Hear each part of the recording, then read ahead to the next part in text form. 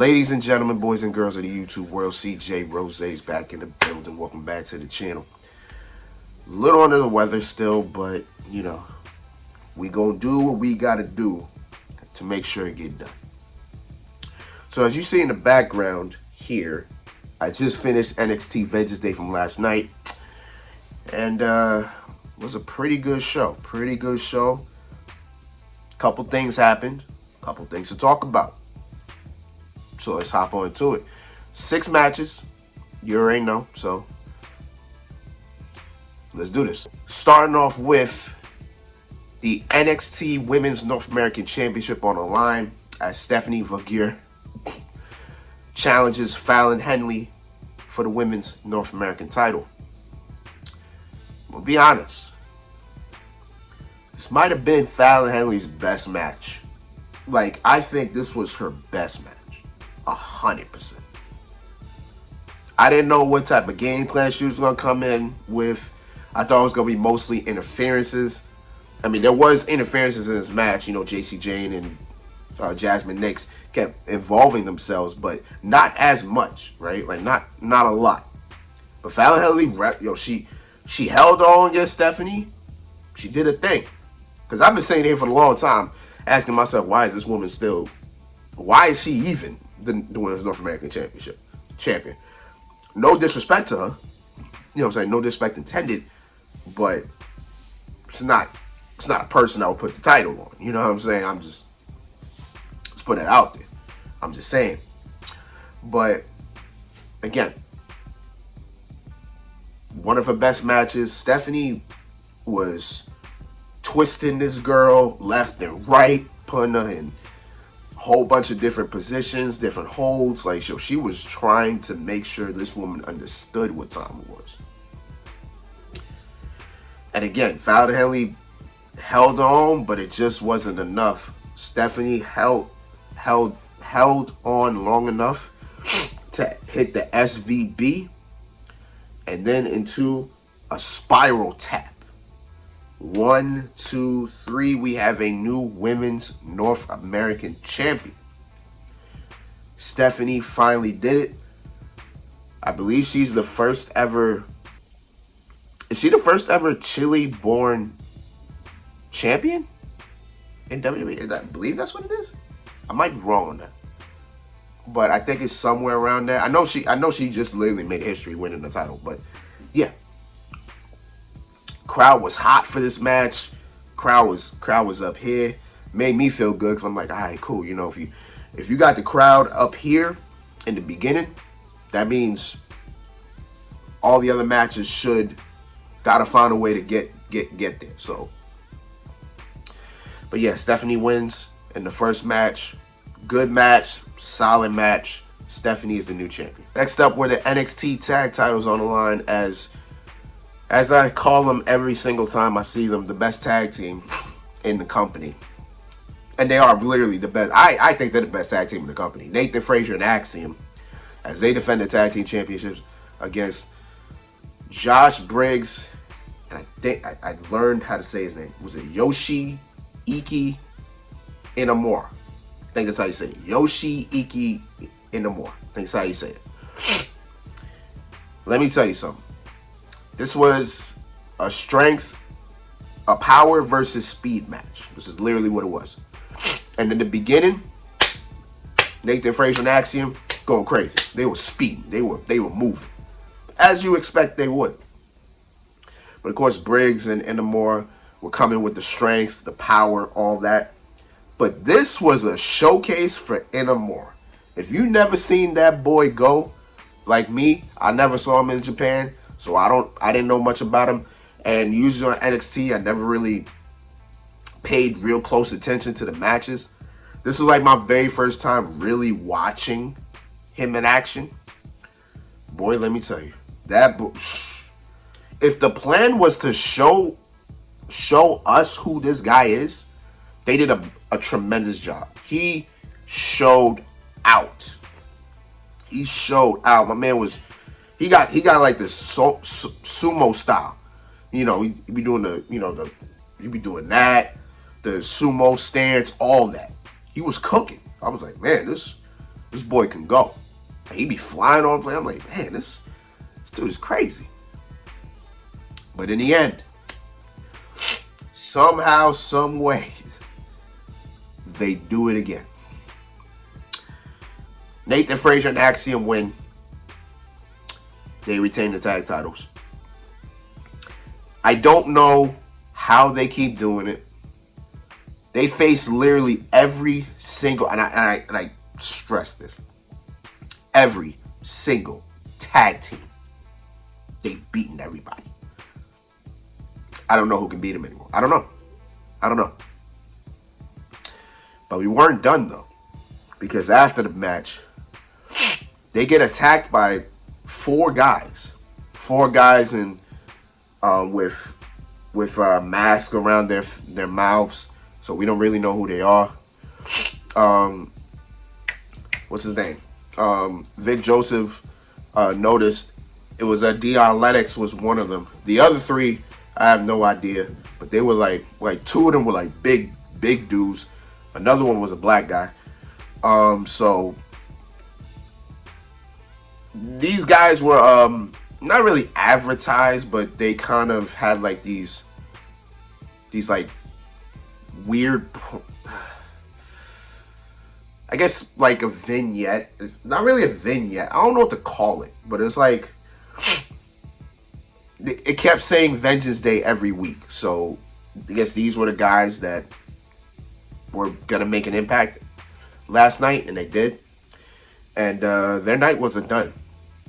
So we gotta talk more about them later. But yeah, tag champs retain, get attacked later. Next up, strap match. Eddie Thorpe versus Trick Williams. This was about as physical as a match can get. These boys were whipping each other. These boys were just beating each other down. If you love physicality, this was that. Although I will say this, Eddie Thorpe was beating Trick's ass. I will tell you like that. He was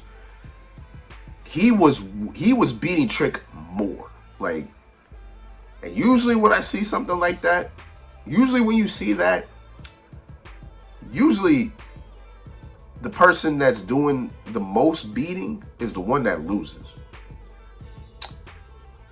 Well, I'm here to tell you that I was wrong. I'm sure you were wrong too. So Trick Williams hits a trick shot. Eddie Thorpe lands or rolls out to the ring, out of the ring. Trick Williams trying to pull him up because, you know, they're both connected to the strap. And, you know, Eddie Thorpe's dead weight. He's knocked out. So Trick gets out the ring, pulls him back in, looking for another one.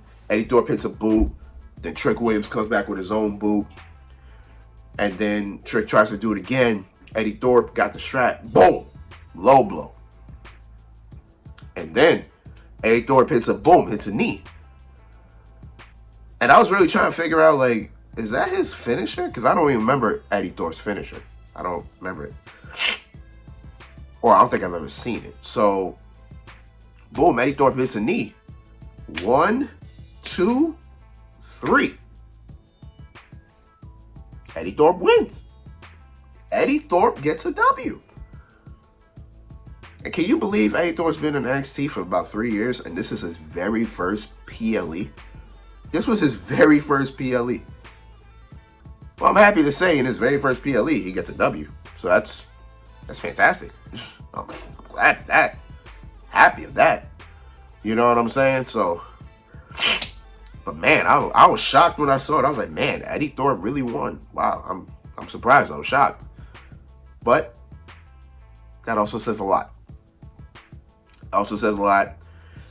Depends now what happens with Trick.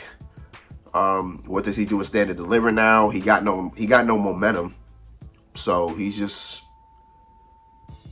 gotta figure out what he's gonna do now. You know, as I'm sure we're counting the days of when he moves up to the main roster. It's coming. I just don't know when, but it's coming. But Eddie Thorpe with a huge statement win. We'll see where that takes him on the road to Stand and Deliver. Next up, Ethan Page, Javon Evans. All Ego versus the Young OG. Two things that Javon Evans had walking into this match. He was running on emotion, and he had essentially a broken jaw. So not only was he probably not thinking right, he had a target on him as well. So those two things together only kind of tells you this probably won't go well for him. And it was kind of a up and down thing. It was more of a, let's see, Javon was getting his stuff in, but then Ethan Page was coming back with his stuff. Then in a turn of events, Ethan targets Javon's ankle. So then he starts working on that. And then here we are at a typical face versus heel match, where a heel will will target a body part, work on it, and then the face will come back with offense, and then probably the face should win after that. It didn't go that way. It didn't go that way. Although it partially did. Like, Ethan worked on his ankle. Javon fought back. Javon had the offense. He almost got the win. Javon springboard. Ethan, boom, caught him right in the jaw.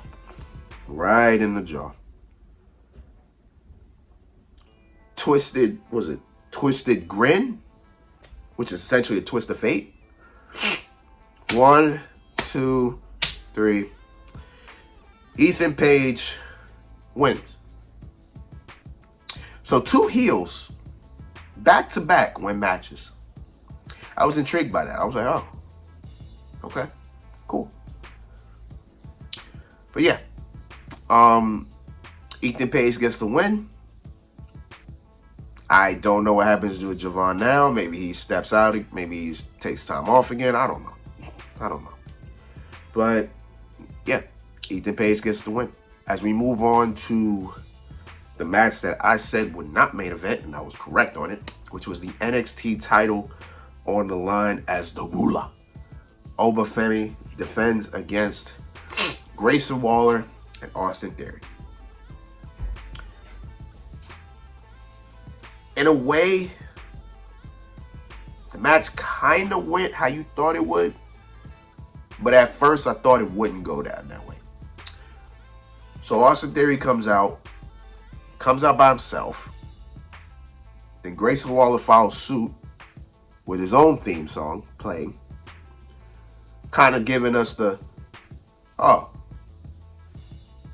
they may not be together in this match. It might literally be a triple threat, which is cool. I'm fine with that. Oba comes out. We get the ring calls, bell rings, and the first thing that happens is Austin Theory and Grayson Waller attack Oba. Just literally fighting. Just literally double teaming Oba, trying to get one up, right? See, now here's the thing.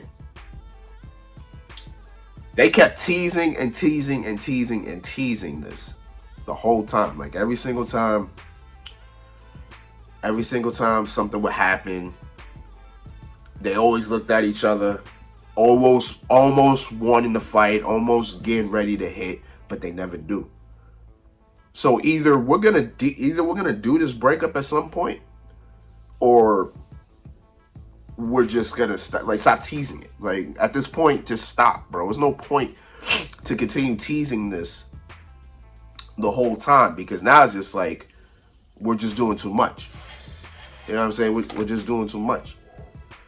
But yeah, right. But Oba, being the guy that he is, held his own. He was throwing Theory here.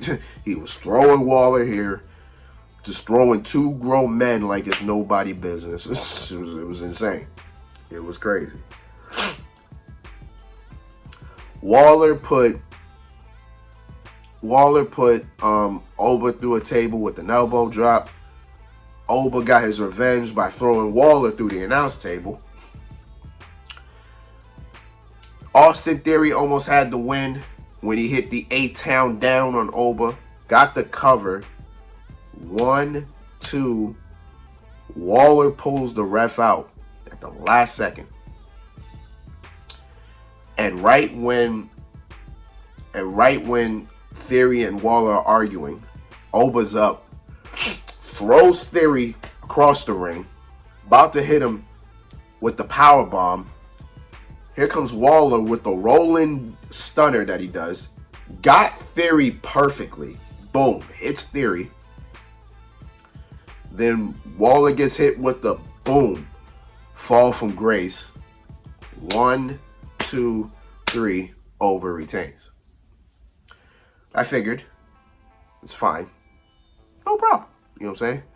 It's all good. Now, remember when I said earlier about those 4 guys, about how their night wasn't done? Yeah, their night wasn't done, because these 4 guys came out and beat the hell out of the NXT champion. So now they made statements on both the tag champs and the NXT champion. Have no idea what they're here for. Have no idea who they are. Maybe we learned that on Tuesday. I don't know. But right now, they've made an impact. I hope this is not a retribution thing where it's just a fail. I hope this isn't a... No, retribution is the only thing I think of. I hope it's just not a retribution fail. That's it. Or Nexus fail. Who knows? I just hope it doesn't. I just hope they make it work. That's all I ask. I just hope they make it work. As we arrived at the main event for the NXT Women's Championship, as Julia defends against Roxanne Perez, Bayley, and Cora Jade. Now, this was a fatal 4-way, so this whole match was all over the place, as you expect. But all 4 women definitely did their thing. All 4 women played a part in this match, which is always what you want. You want every factor in the match to play a factor or play a part, and all of them did. See, the difference between the NXT Championship match and the NXT Women's title match was that Grayson Waller and Austin Theory teased multiple times that, okay, it's going to be every man for himself. If I got to go through you, I do it. But they never did. They teased it too much. Here, Roxanne Perez violated Cora about a good couple times. And Cora never forgot that. And she showed that she didn't forget that. She got at Roxanne when she needed to. So, you know, boom. You know what I'm saying? So, I like that aspect where it's like, you know, they double teamed. It was like literally Julie and Bayley double teamed here and there. Roxanne and Cora double teamed here and there. But Cora really sat there and said, you know, I ain't forget the shade that you threw at me. So you know what? I got something for you. Bow! Take this knee. You know what I'm saying? Take this knee to the face. And then from there, it was all over the place. Whole bunch of pinfalls, whole bunch of 2 counts. It was all over the place. We get to the end where Roxanne Perez hits a pop rocks on Bayley on the outside, rolls her back into the ring, hits a pop rocks in the ring, got the cover. Cora Jade slides in with a backslide.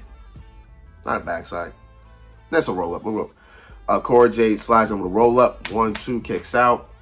Hits the DDT. Hits a double arm DDT. Boom on Roxanne. Covers. Boom. Julia with a knee to Cora. Then boom, a knee to Roxanne. Hits the Northern Light driver. Bam. 1, 2, 3. Julia retains. Then here comes the new Women's North American Champion, who said she was going to keep an eye on this match. And here she comes, pretty much celebrating with her bestie, you know. Oh, we're champions. Yeah, we're running things now. But we didn't end there. You heard the alarm. Officially making her debut officially as an NXT superstar, the juggernaut, Jordynne Grace, comes out. And she's looking at 2 champions. She could get at one of them if she wanted to. She's looking at Stephanie. She's looking at Julia. She's looking at Julie. She's looking at Stephanie. And I was like, man, with the guy that we don't know his name is, who was previously named Ricky Starks, and now Jordynne Grace, yo, NXT is shaping up to be something stupid, bro. And I love it. I love it. I can't wait to see what goes on in the future for NXT. Because you know a couple stars going to be leaving, but we got a good couple stars back. Actually, yeah. Because the Trick Williams and Roxanne Perez are the two to go. You got the man with no name to replace him, and it works because that boy is just as charismatic, if not more charismatic. And then you got Jordynne Grace and Roxanne Perez. They're kind of not the same. Obviously, you can look at both of them and you can tell they're both not the same. But we're talking about somebody that can carry a division by herself versus somebody that did that previously. So it works out. You know what I'm saying? So I like the way NXT is looking. Can't wait. Standard Delivers on the way too. Let's do what we got to do. But that was the NXT Vengeance Day 2025 review. Again, as I said, a pretty good show. All things considered, everything works out. Everything looks good. Okay, so the way I'm feeling, I'm resting for the rest of the day. I'll probably be back tomorrow because I still got to do that Jey Uso Gunther match. And also on Friday, Charlotte Flair announced that she will take on Tiffany Stratton at WrestleMania. So we definitely got to talk about that. We'll talk about that during the week. And yeah, that's what we got looking. I also got to do the releases. I still haven't done it. I may not do it at all. I ain't gonna hold you. I may not do it at all. I'm sorry. I may not do it. I may not do it. I'm sorry. May not do it. But we'll see how everything's looking. But until then, it's been Rose, man. Thank you for watching. Thank you for all the love, support. As always, see y'all next time. So until next time, peace, love, 100. You heard?